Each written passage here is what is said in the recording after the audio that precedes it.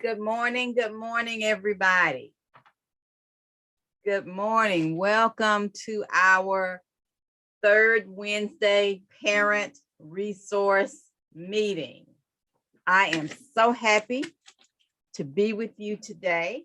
My name is Lottie Miner, and I am the project director for Oak Hill Regional Community Development Corporation. And our third Wednesday resource chats are part of our initiative called Healthy Kids Mississippi. And this is an initiative designed to help parents and other guardians and their children who qualify for Medicaid and CHIP get the resources, get the health care that they need so they can be healthier. And we know that there are so many things that factor into our health, our environment, our finances, world events, just any number of things. So we try to share on these resource chats different things that are going to help folks along the way. I am so happy today to be your moderator. We have with us this morning Sister Bettina Campbell, or Miss Bettina Campbell, who is our Healthy Kids Social Services Coordinator. And she also serves as one of our sisters. And she was kind enough to put this webinar together for us this morning. So good morning, Sister Bettina, Miss Bettina. Good morning, Sister Lottie, Miss Lottie. It's hard to say that sometimes, isn't it? We also have with us Thomas Duke Robinson, who is our technology and metrics director. He is going to be doing some of our behind the scenes producing. I almost want to say he's going to be on the wheels of steel. I don't know why I have DJing in my head this morning. So he's going to be on the technology wheels of steel this morning. Mr. Duke, are you able to pop on for a second so they can see your smiling face?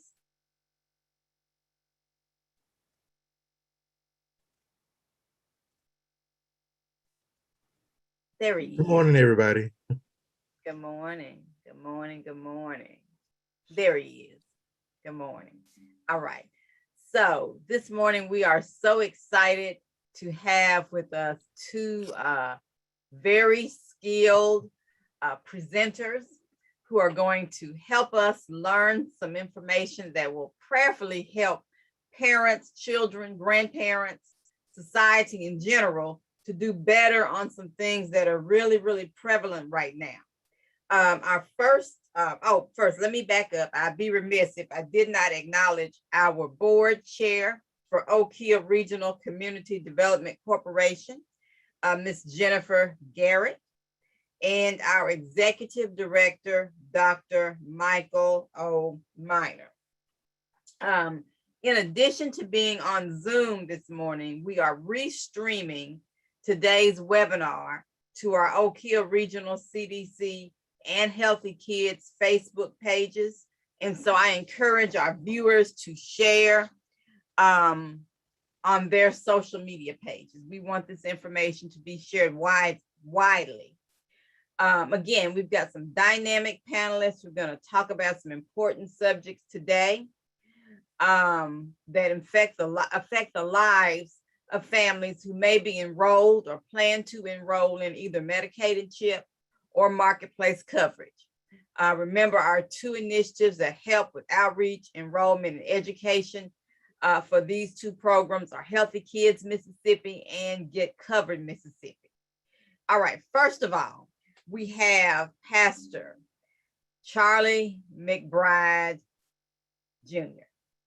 So Pastor Mcbride and his lovely wife are some movers and shakers, and I am very blessed to call them friends. Pastor Mcbride is a community leader. He's a noted speaker and a noted pastor, not only in North Mississippi. I think he's known all over the area. He is a school administrator, a volunteer basketball coach, and Pastor Mcbride is a visionary who has a heart for people, especially a heart for our young people, our children. He's currently employed with the YMCA of Memphis and YMCA of Memphis and the Mid-South. I wonder, can I say that 3 times fast?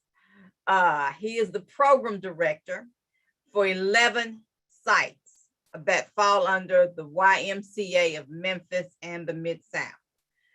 These sites provide before and after care services for students, children. We know that most of our children have working parents. So, we don't want them going home alone. I remember when I was in school, and I apologize for whatever's going on with my eye. Sister Bettina, if I go dark for a moment, you'll know that something was happening with my eye, and you or Brother Duke, please take over. But at any rate, we know that back in the day, I'll say it this way, back in the day, we coined a term called latchkey children. And that was kids who went home, they had a key, they went in their home and they were unsupervised. Thank God now there are programs available like the ones that Pastor Mcbride oversees to ensure that children don't have to be latchkey children. They can be supervised by responsible adults who are going to do right by them and hopefully take care of them sometimes with more diligence than their parents do. And that's unfortunate. But Pastor Mcbride has been with the Y for 3 years.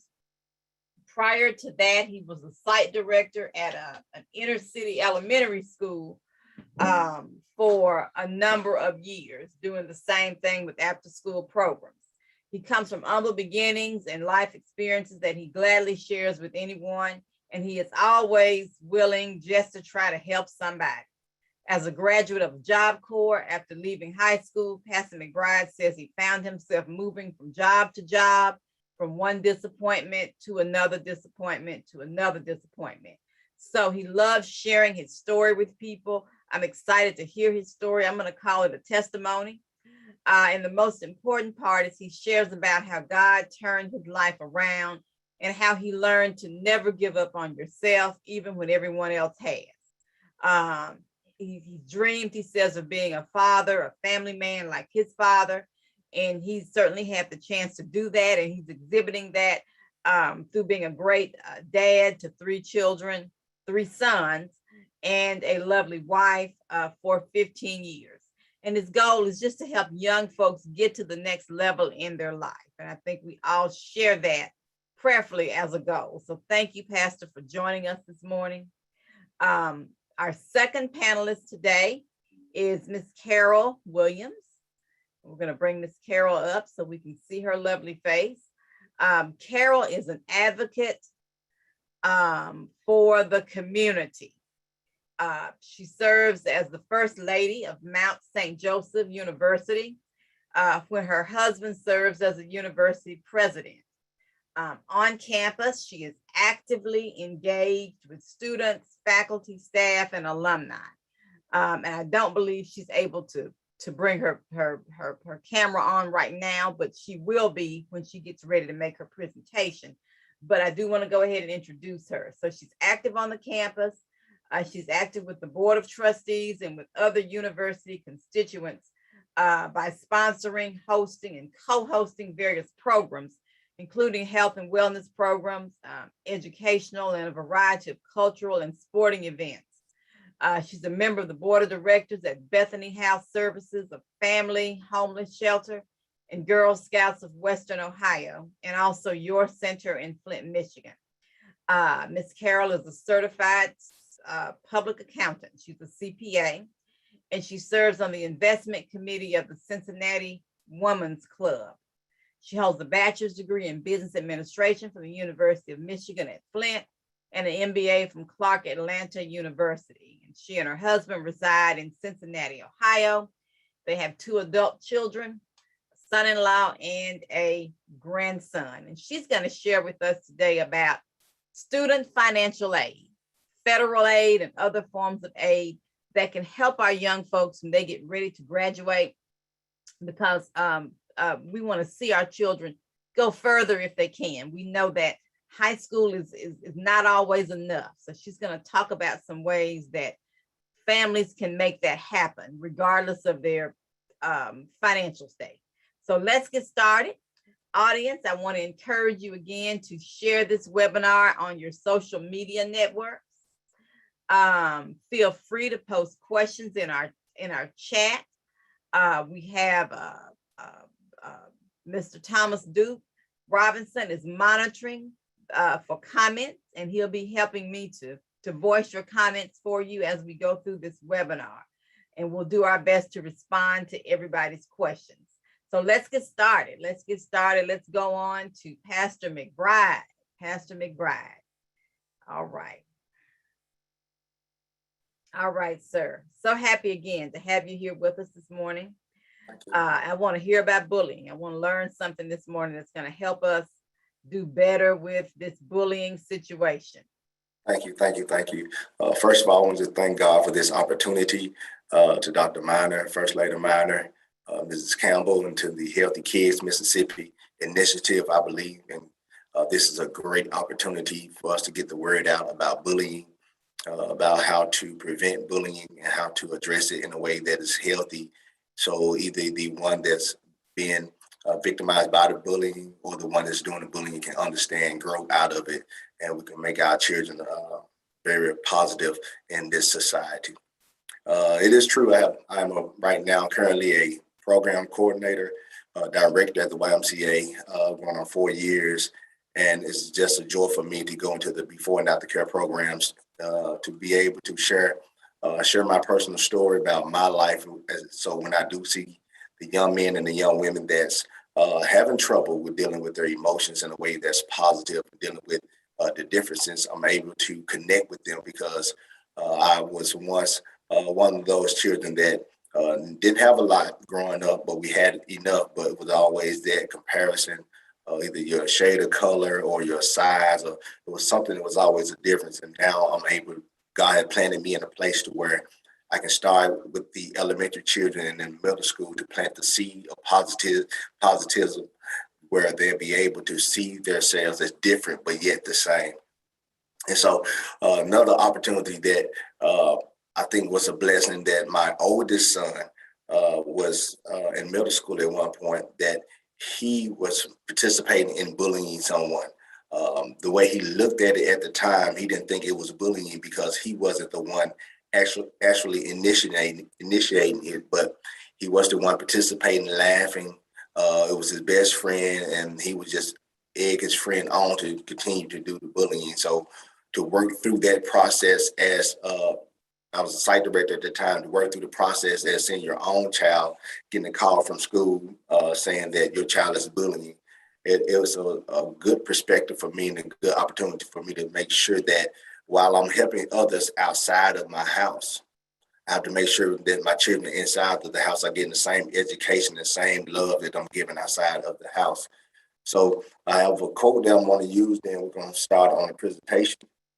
So the quote says this: the best way to deal with bullying is to stop it before it starts.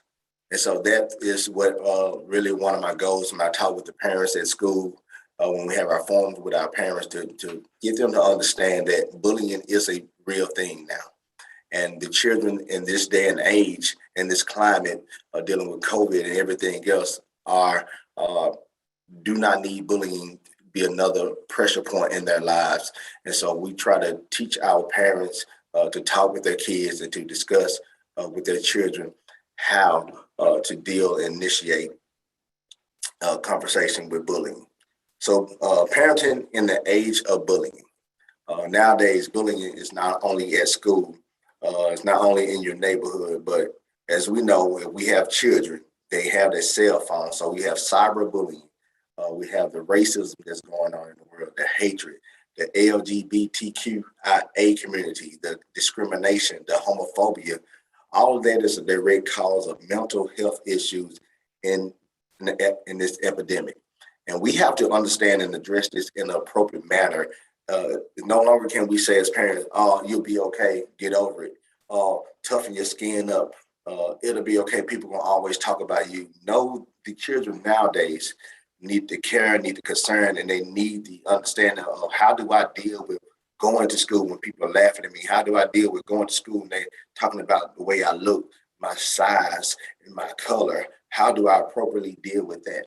And so, yeah, the problem is bullying. It's no longer a cliche where you're hearing, oh, they bullying me, then it's nothing but get over it. But it's a real issue for our children. At schools, they have problems going on. As if you can remember, probably maybe 2-3 weeks ago in Texas, the young man got into a fight because he was getting bullied. The bully jumped on him. He ended up bringing a gun to school and started shooting.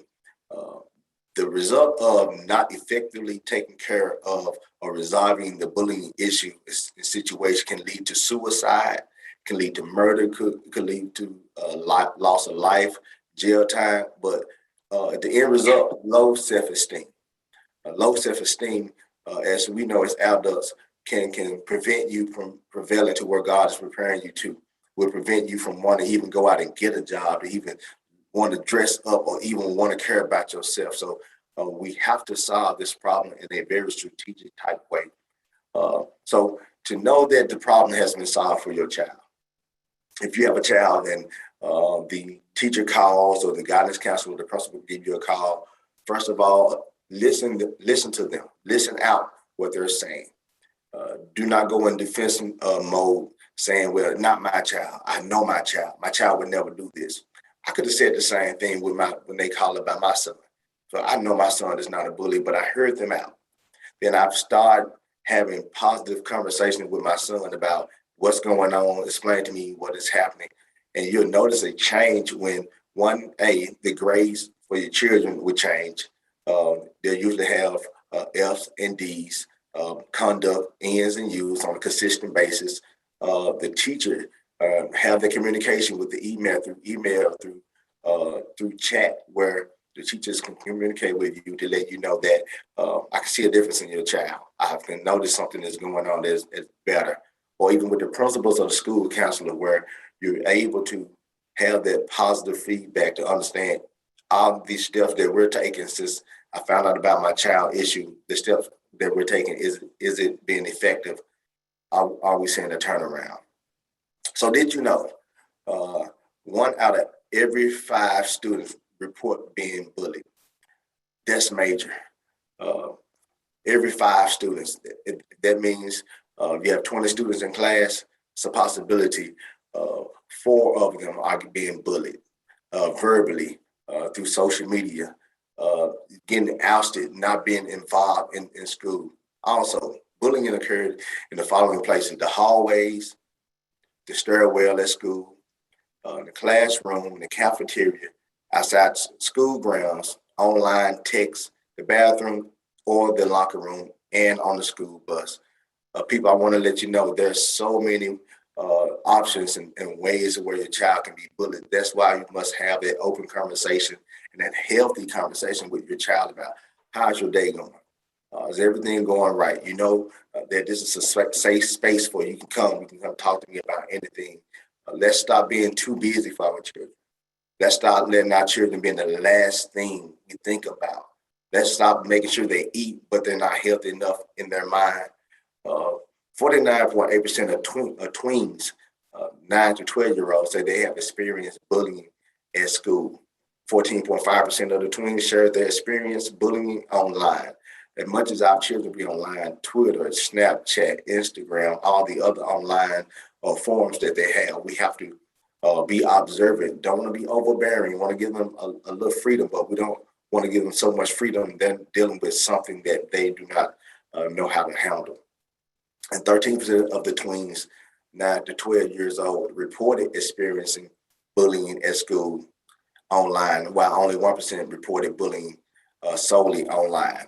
I left those two together, the 49% and the 13%. They almost sound the same, but they're a little different. The difference is that in the 49.8%, they said they experienced bullying, but the 13% reported it. What that is saying that our children are dealing with some things that they're not telling us. They're not comfortable, or they don't have the confidence, and if they tell us, it will be resolved.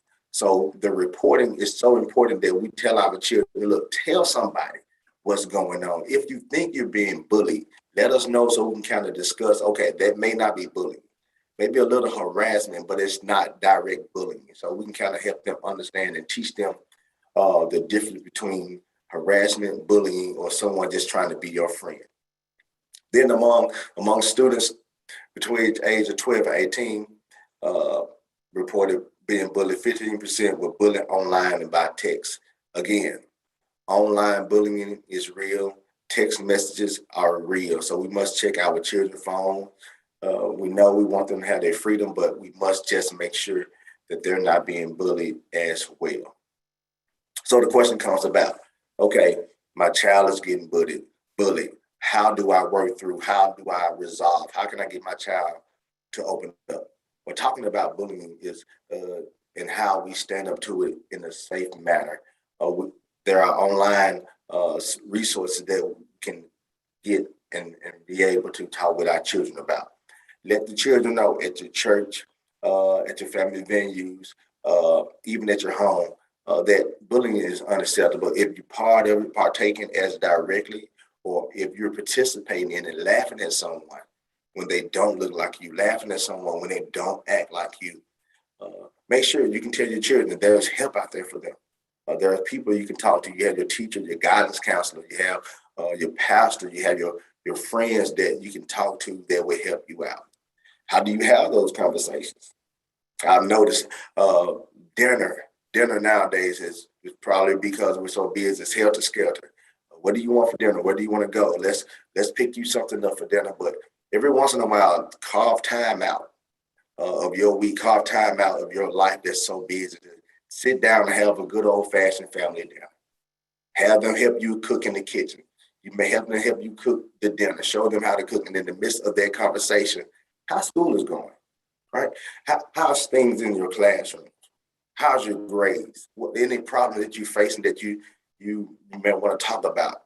We have family game night at the house. We'll have it on Friday night where everyone can possibly stay up a little later. We like playing spades. We're a spades family. We like playing spades and Monopoly. And while we're playing spades and Monopoly, we talk about school. We talk about life. We talk about their future and talk about how they feel.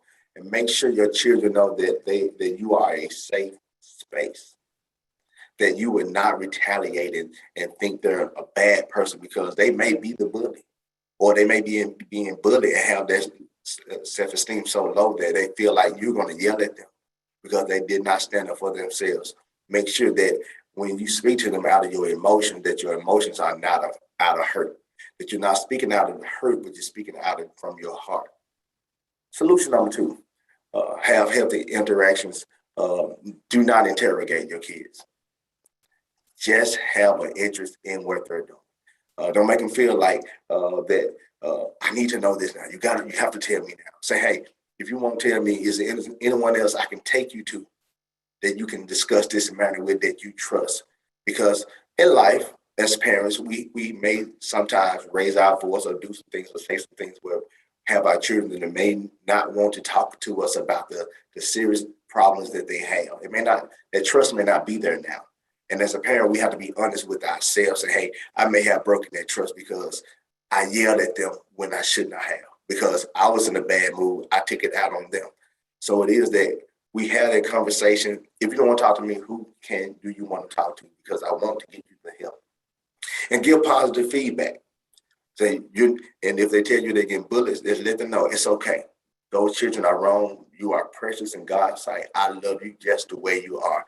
And if they're on the other end of the spectrum, being the bully, you let them know, say, hey, let's work through these emotions. What's going on? I know you are better than that. Always talk back and speak positive things in their life.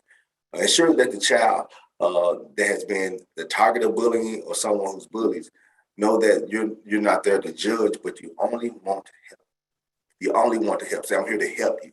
I'm here to help you. I do not want to judge you. All of us have made mistakes in our lives, and we will continue to make mistakes. But we need someone to help you. So I want to be the one to help. So be proactive first of all. Like I say, the best way to deal with bullying is to stop it before it starts. But if it's already happening, let's be reactive in a positive manner. Not only that, let's stay attentive. Let's be attentive and look for warning signs. They're coming home. They have unexplainable injuries.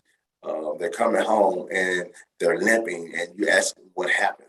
They tell you, well, I fell on the playground. I fell outside. Then it's still limping. Then you ask them again, or they tell someone else, well, I was in class and someone, you constantly do not get the same story over and over again. Let's look for those warning signs. If they come home very, very hungry, be like, did you not eat lunch? Yeah, I ate lunch. Then for days and days on hand, 2 or 3 days in a row, then they don't eat lunch. Try to find out. Reach out to the school, say, I have a concern, my child is not eating. Is it because they don't like the food, or is it because someone is taking their lunch? Because remember, bullying will happen in the lunchroom as well. One of the key signs are the decline in grades, the loss of interest in schoolwork, or just not wanting to go to school. Those 3 things right there are true signs. If you know your child or your family member grades was at the top of the class, and all of a sudden they start declining, something going on. First of all, it's their self-esteem has dropped. Then there's the question, why? Why have your grades dropped? What's going on? Let me know. I want to help you. I don't want to hurt you with my words. I don't want to hurt you any further than you have already been hurt.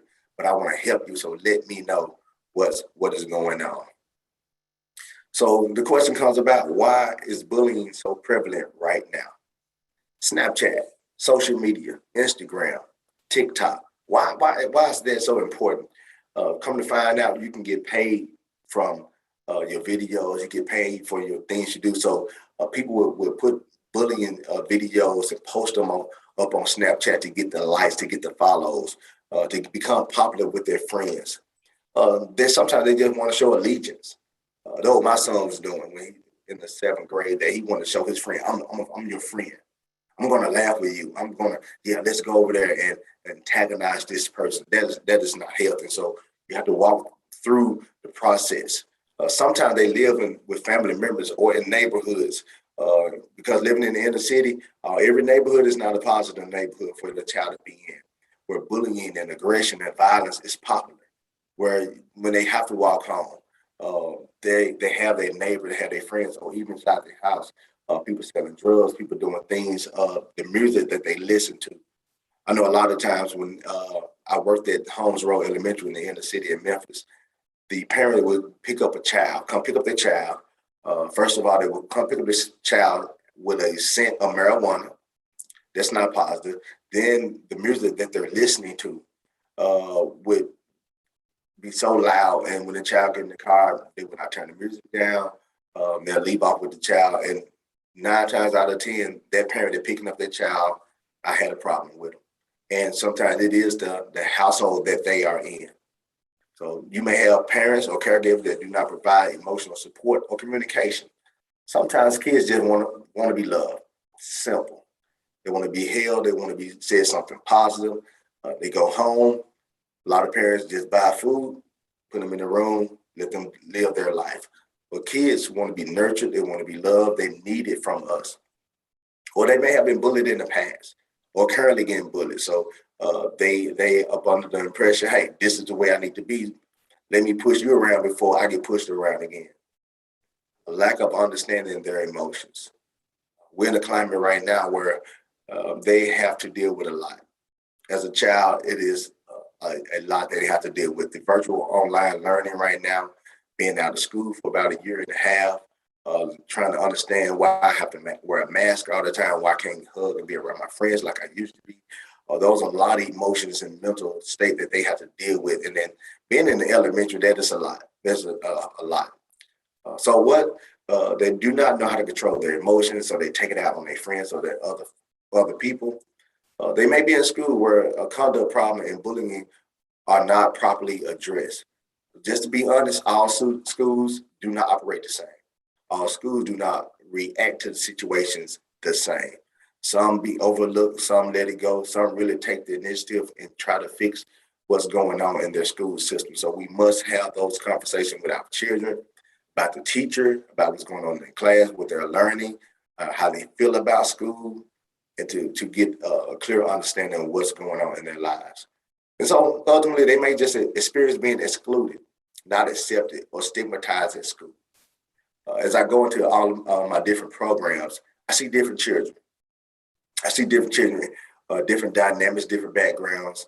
And I try to ensure that if I see a group of kids and I see one kid sitting to the side, I try to grab that child that's sitting to the side and try to figure out what that child wants to do at the time. And try to find one of the most friendly kids in the program and connect them with that child to make that child feel as part of the program.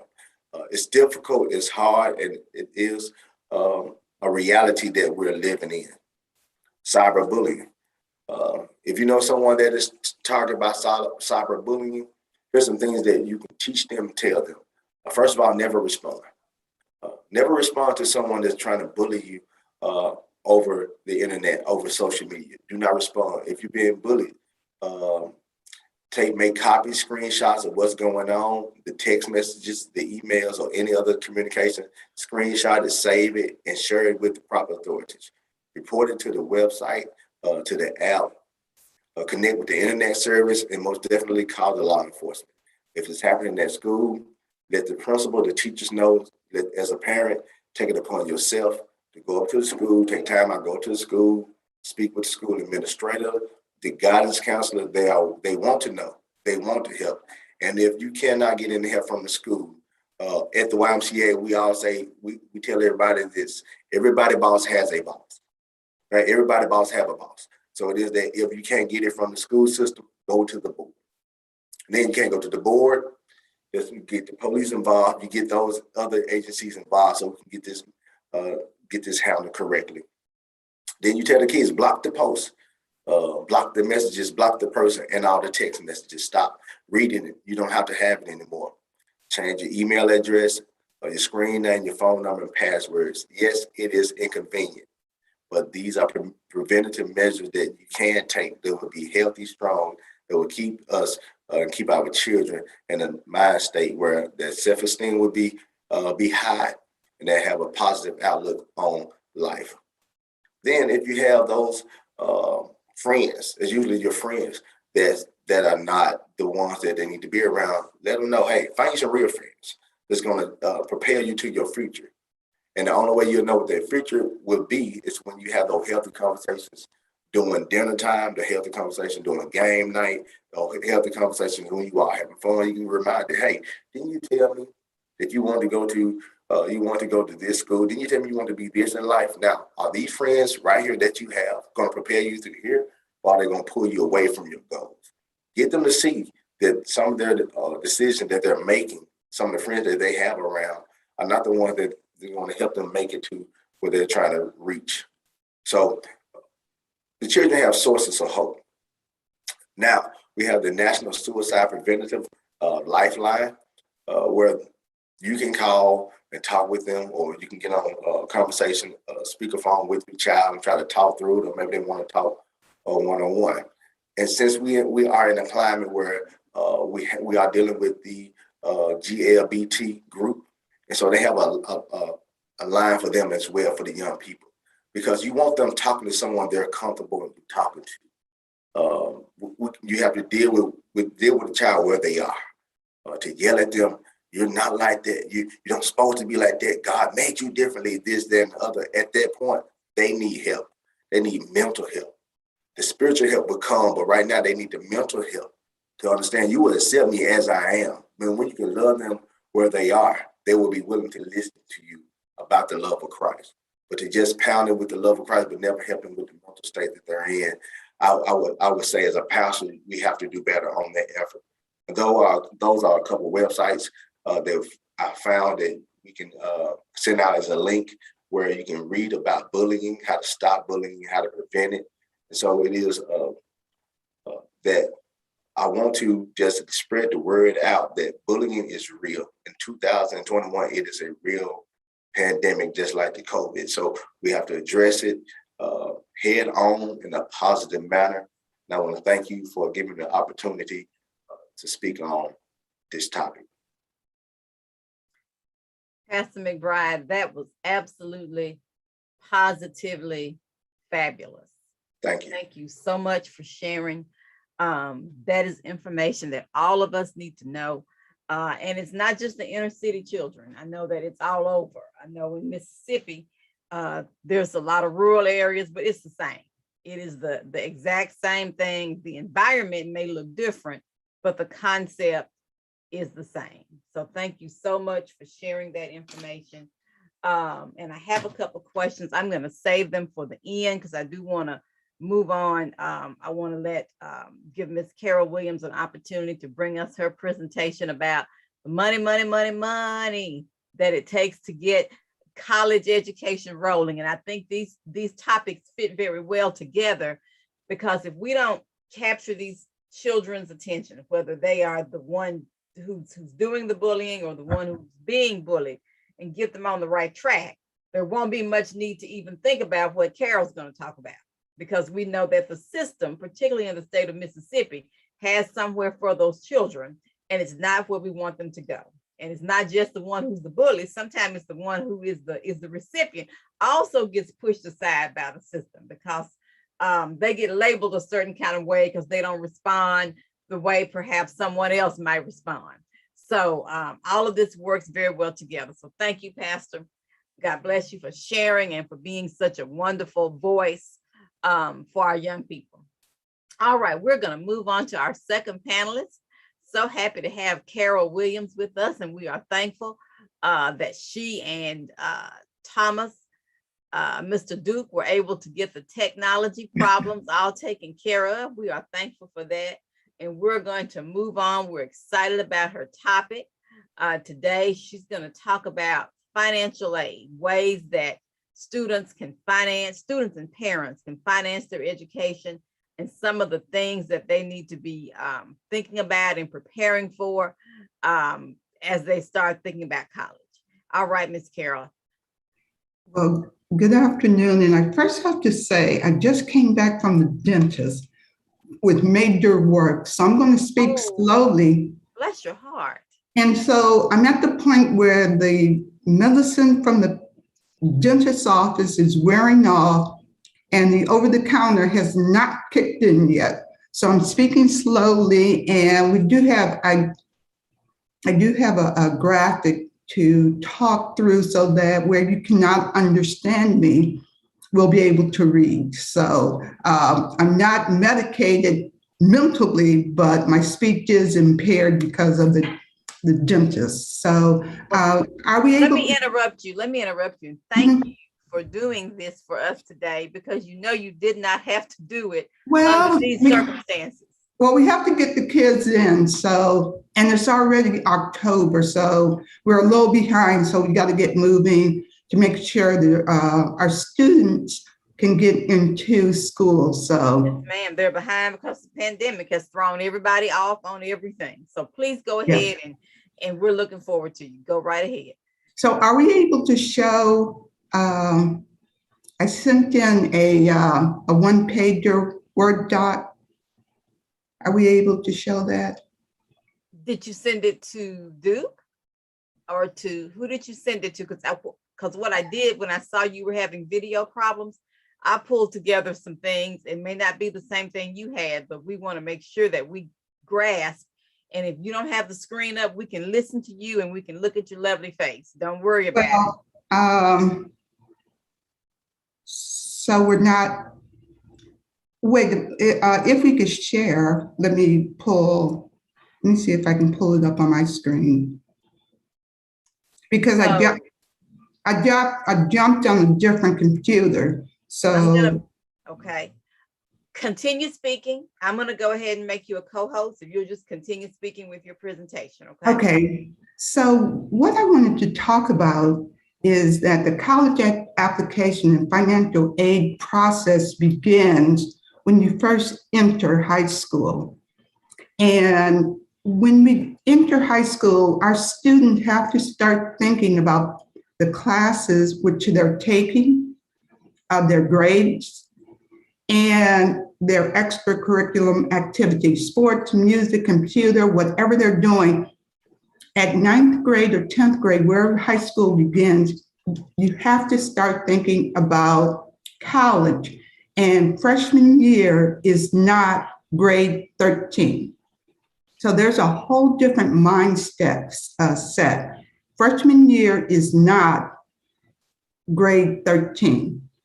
So our student is entering high school, and now we have to start making some choices as to what they want to do. And this is still a great time to explore. I know when I entered high school, I wanted to be in medicine. And so I took, at the time, we could be literally candy stripers at the hospital for free. I mean, it was free, it was a volunteer. It was the best program I ever attended because working for free taught me quickly that I do not need to work in the hospital because sick people make me sick. And I would go in there, my father would pick me up afterwards, and I would literally be sick. I don't have the temperament to work with persons who are ill. So that was the best training ever for me. You can now share your screen. You do okay, and that'll help you to be able to understand better what I'm saying. Let me pull up the document.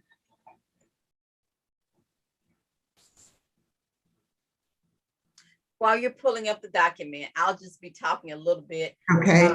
This topic is near and dear to my heart. I spent about the first 17 or 18 years of my career as a college administrator with a focus on enrollment, recruitment, financial resources, and campus operations. So I can attest to the fact that if families don't understand the concepts that you're talking about today, it can be shocking when that child gets ready to enter college.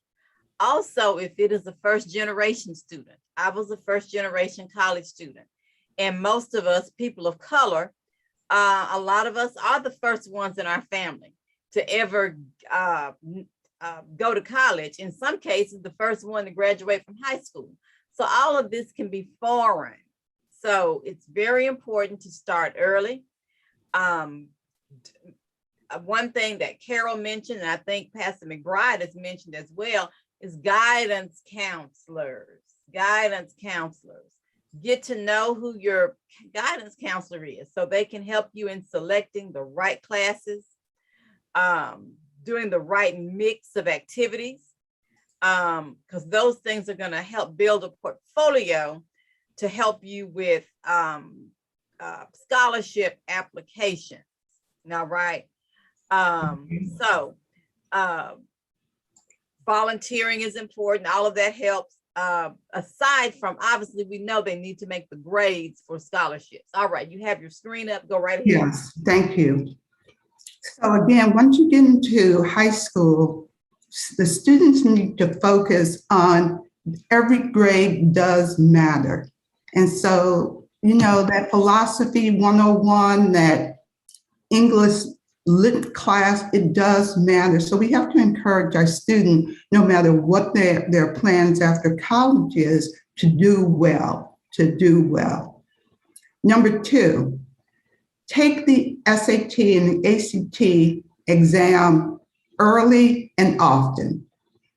And in many schools, they will have a prep program in the 10th grade. Have your student take the exam then so that they can get a baseline. And I've spoken with a lot of parents where they have paid for football camp, dancing, cheerleading, computer programming, all type of extra activity, but they will not put down the necessary dollars to pay for the ACT, SAT prep program. This is the most consequential program you can pay. Most of our students will not get scholarships in sports or music or any of their extracurriculum. It is really on their merit. And even in some of those cases where they will continue in sports or dance or another program which can provide scholarship, those scholarships still will be based on, in many cases, their ACT tests, their exam tests. So pay the money. Not only will it help them prepare for their exam, but it will help them in their high school academics. My son was a slow reader. So in doing the ACT test, he could not, on the first time, he could not get through all of the questions. There's a ton of reading that goes on. And if you're slow, not a poor reader, but you're a little slower than what these time tests are, you will not get through it. So in taking a prep program, an outside program, it helped him with his reading abilities, which aided him in not only on the ACT test, but also in school. We invest in everything else. This is your number one financial aid program. I am sorry, This is your number one financial aid program, your scores. Take it often. And when you first take the test, and anytime, you do not have to report those scores to any schools. So many students in some school, and let's go to the school, some schools will take your exam and let's say you score a 22 on it. And then you continue to take it, they will take all of your scores and average them out. So if you're building up your readiness, don't send your scores in. It is, but then if you find out, hey, I did well, send it in. So you do not have to report your scores to the school of choice when you take it. You can take the test multiple times. And again, I'll use my son. He took it one time, he scored very well on half of it, not so well on this other part of it.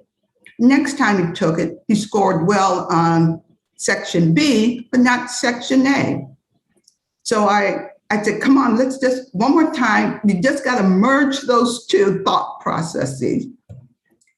He took it one more time. We opened the envelope. His score was high enough this time to get a full ride to Howard University.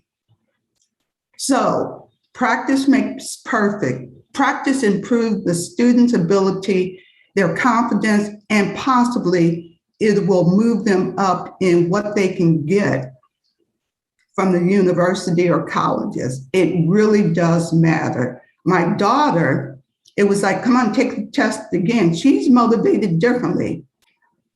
So for her, I literally said, I will give you $1,000 in cash in your account to take the test again, because I wanted her to, again, I just needed 2 more points on her score to get better scholarships. And again, she got a scholarship to Howard based on, again, continual testing. Too many times, we and Black people will not pay the money and will not encourage our student to continue to test. The $1,000 for her to take that test was a drop in the bucket to the tuition fees and books at Howard University. Pay your kids if that's what motivates them. It's worth it.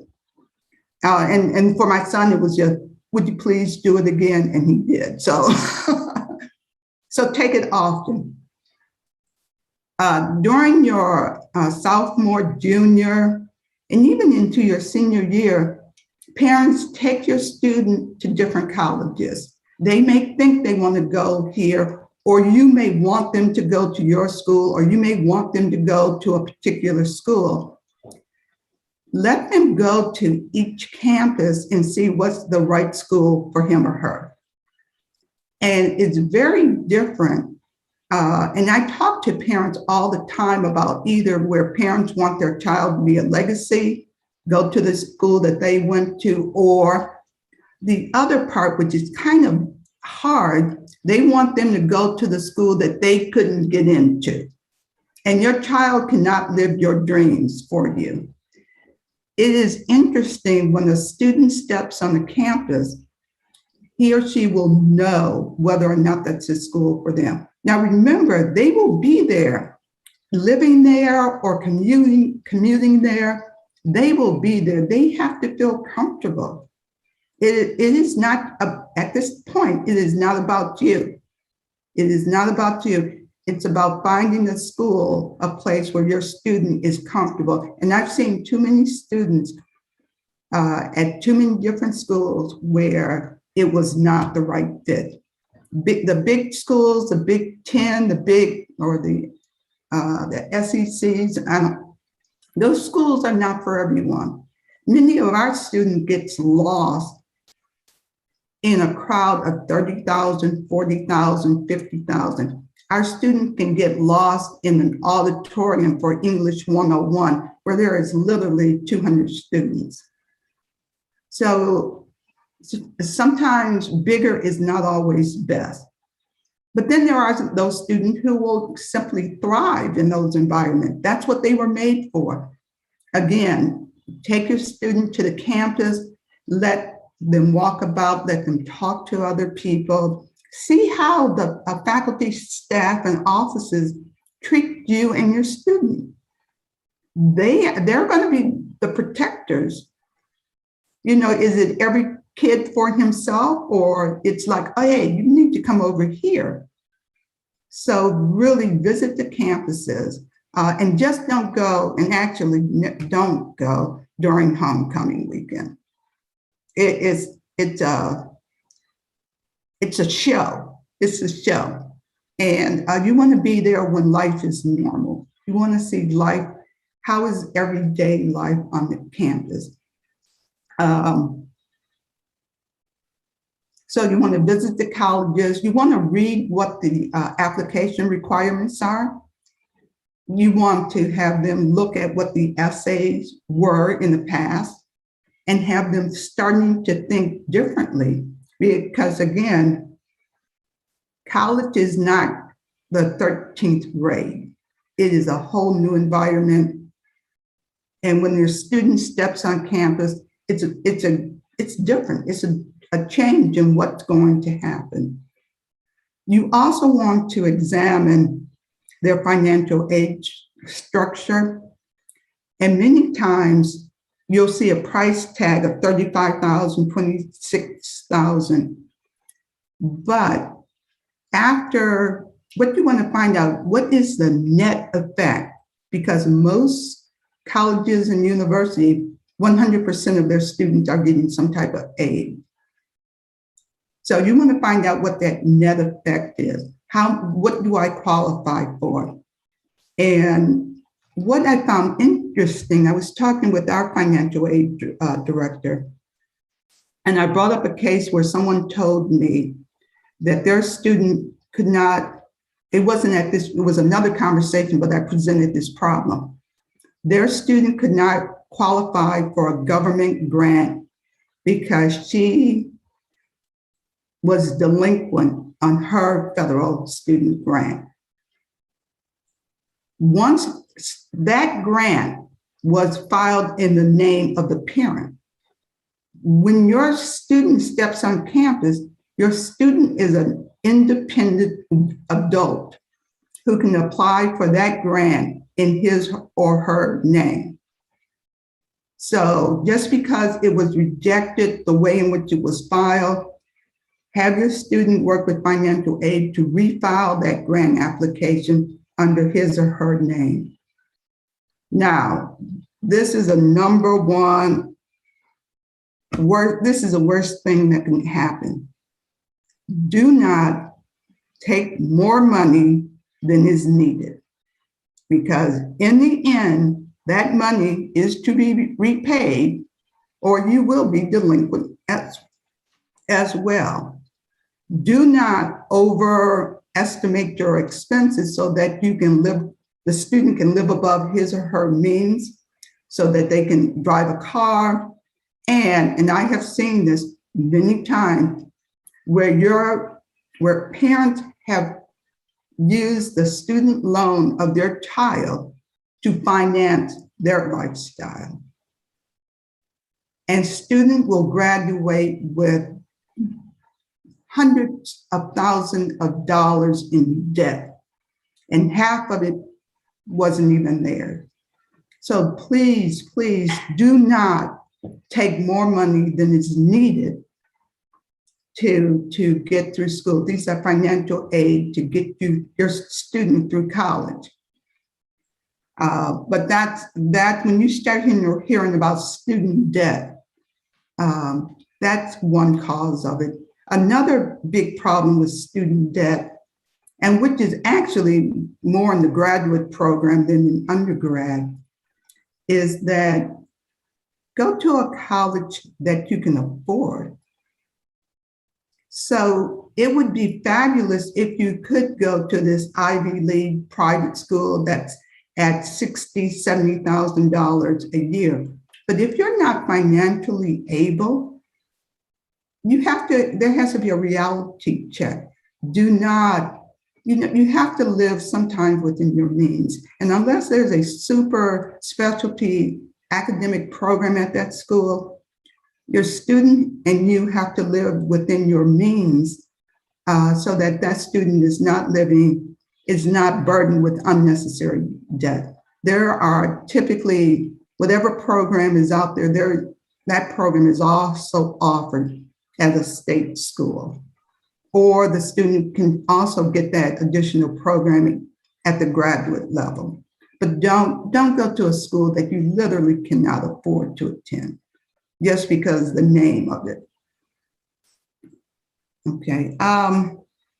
So the summer before your senior year, this is a big deal because you are now in a college application writing process. You kind of narrowed your school down from the ocean to a small pond. You got 4 or 5 schools that you would like, that you're interested in. You have your number one selection, but you have some backups. You have to get those applications, complete them, and look at the essays and start writing the essays. And you will find if you're applying to multiple schools that the essays are pretty similar. So they don't have to write 6 totally different essays, but if they write one good one, 2 good ones, you just start manipulating, you start altering them to fit the question. Make sure you answer the question. That's the number 1 check.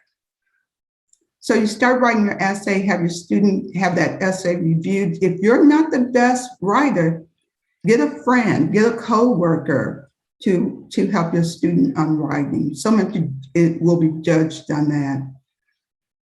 So that's what you're doing to the summer, and you're still looking at university colleges and community colleges and other programs.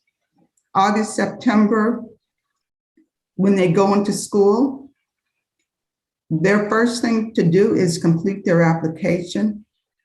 They need to get their teacher, counselors, ministers, coaches, anyone who can write a good recommendation for that student to start writing. So within the first week, 2 weeks, give the teacher a chance to get into class. Your students should be approaching their favorite professor, teacher, principal, their minister, their coaches to ask for a recommendation. You want that letter on their desk first. You want to be at the top of the pile, because by December, teachers are ready to go on break. They're inundated with these last minute offers, and it won't get done. And it's unfair. If you want a good recommendation from your teacher, show your teacher that you're in charge, you're proactive, and you want to go to that teacher up front to ask for that recommendation. And also the teacher will also be able to guide them along the way, maybe review their essay. Don't go to your minister if you haven't seen him in 6 years. That's not going to work. But you do want to get those essays in, and you want to get it completed, and you really want to get your application in by November. By the end of November, your application is sitting in the admissions office of your multiple schools. And they do have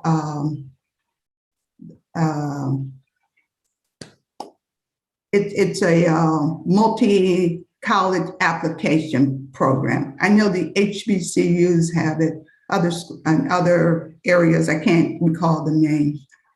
But use that. And at $125 or whatever the fee is now, your students will have to start making choices.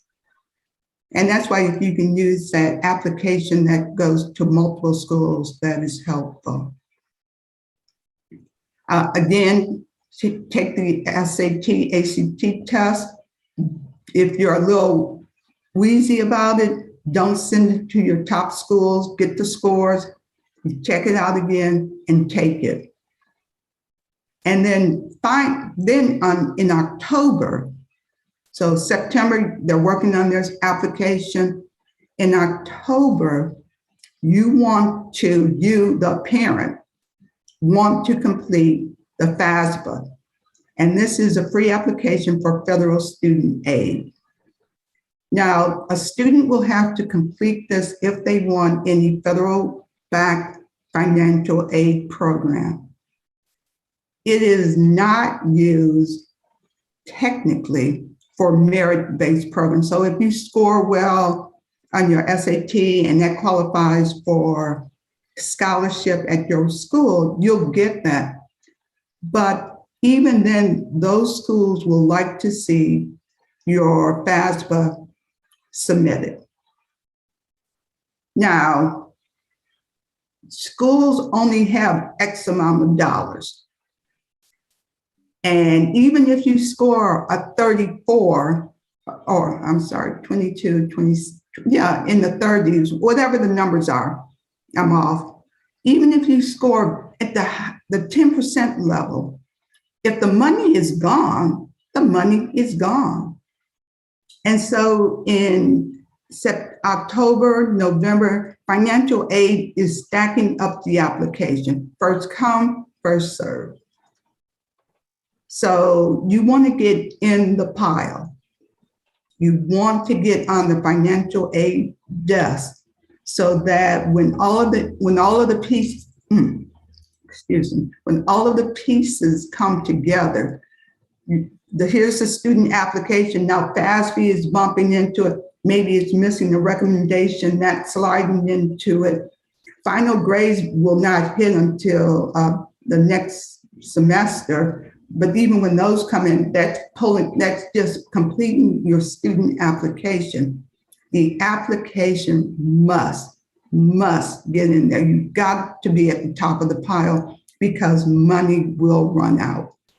And even at the merit student level, even if your student is playing a sport, they were guaranteed, if the money is gone, the money is gone. So that's the number one process of getting the best chance to obtaining financial aid. Early application, your FAFSA, and continuing to improve your scores, your test grade, and don't let your students slack off. That last semester in school, they may have been accepted into their dream school, and they get the college get those final grades, and they see this student didn't care to complete the run. It's kind of like the Olympic men's 4x4 track team versus the women. If the men drop that baton in the handoff, historically, I think they finally did it this year, they will not complete the race. They will just like, we dropped the baton, it's over, and we're not going to win. If the women have a bad handoff, they will take the baton and finish the race. And that's what they're looking for when it's starting to get tight. Like, they'll look at those last grade and who ran through the finish line, who ran all the way to the end, rather than, okay, I got accepted, life is good, I'm just going to coast the rest of the way. It will make a difference. It will make a difference because the following year, they're still looking at your student. So make sure your student run through the tape. And then finally, we had to do this with our children because my husband teaches at a university, is that their plan G down to Z was that they had to apply as their backup plan to his university. We were pretty sure that they could get in there. They had a little bit of a push, but they have to have a plan B. And I know when I was going to college, I had planned to go to, I did go to the University of Michigan. I planned to be in Ann Arbor. In January of my senior year, my mother was picking me up from my co-op job. She was very late because my father had had a heart attack, was taken to the hospital. And as he was recovering, my mother asked me not to go away to school that semester. That, like if I would wait and go away the following year, she needed the help at home. And so I attended the University of Flint. Carol. Yeah. You have done a fabulous job. I hate to cut you off, but we are at 12:05 actually. I am so sorry. And we wanted to have a little bit time for question and answer. We won't have that opportunity today, but I thank you so much for sharing. And I was really getting into your story, but time is of the essence. If I can ask you to stop sharing your screen, thank you so much. We appreciate you very much. So on the financial aid issue, folks, I know that the population that we have for Medicaid and CHIP, some of the examples that Ms. Carol gave us may be out of the question for these families. Most families who qualify for Medicaid and CHIP can't incentivize their child with $1,000. We know that. Right. But there are other ways, because that's the population that we're targeting here. But there's so many other ways that we can incentivize a child For our needier children, it may be that particular pair of tennis shoes that the parent has been unable to afford previously. And maybe that parent has squirreled away some money and one time they can get them that pair of shoes. So there are a lot of other ways that our children can be incentivized, but I love the example, and it's a blessing that you were able to do that. It just shows that people who look like us can do those things. We can pull ourselves out of whatever our state may be, and education is the key to doing that. Ms. Carroll has told us that it starts with 9th grade. For families who are first generation with sending their children to college, all they may know to tell that child is go in there and get your lesson. You better make A's and B's. And for some households, that is good enough. And prayerfully, when they get into the classroom and when they get to school, maybe there's somebody in after school program in the person of Charlie Mcbride who's going to give that child some extra that the parent can't give them. Or maybe there's a wonderful guidance counselor who recognizes, okay, look at little Jane over here. Jane is a straight A student, but her mama didn't get out of the 11th grade. Let me give Jane what she needs. Mama's doing a great job, but she can't teach her about college. Or perhaps there's a child that's a member of a congregation where a pastor has been blessed to go to an Ivy League school. I'll say this, you don't always have to be from a rich family to go to an Ivy League school. I'll use Dr. Minor for an example. He came from a rural town in Coldwater, didn't have a lot of money, but what he was blessed with up top got him into that school. And it does take effort. It takes a lot. It does cost money. Carol, you did a great job of lining it up for us. So families, remember that there are multiple streams, multiple ways to finance college. There is federal financial aid. The application is free. It's called the Fafsa, free application for federal student aid. In that application, students are applying for multiple things. The first thing for our needier families is federal Pell Grants. Pell Grants are federal money that come from the government that does not have to be repaid. You cannot be delinquent on a Pell Grant because it's given to you. Okay, the next thing you're applying for with that application is federal student loans. And that money does have to be paid back. But what it does, it establishes some credit for that child. Interest rates are low. And this is a loan. It is not like going out there buying the most expensive car. This money that you invest for college is not gonna, the investment is not gonna depreciate. When you spend a lot of money on a brand new car, it depreciates as soon as you drive it off the lot. You put some of that money in your education, your value is going to go up. And then, of course, as Carol mentioned, there are institutional funds. I think she's involved with a private institution. So there are institutional funds at some schools, and then there are state funds as well. And then what I call Old Faithful is good old WORK, work study. All schools still have those programs, and that's to help that child finance their education. So we appreciate both of our panelists. We're not going to have time to go into any of our questions that we had, but we appreciate, I'm going to bring both of their pictures back up screen and take my face off so that you all can see our wonderful panelists. And Miss Carol, we thank you so much for being kind enough to come on after having had a dental procedure. We know that you have the heart of the children.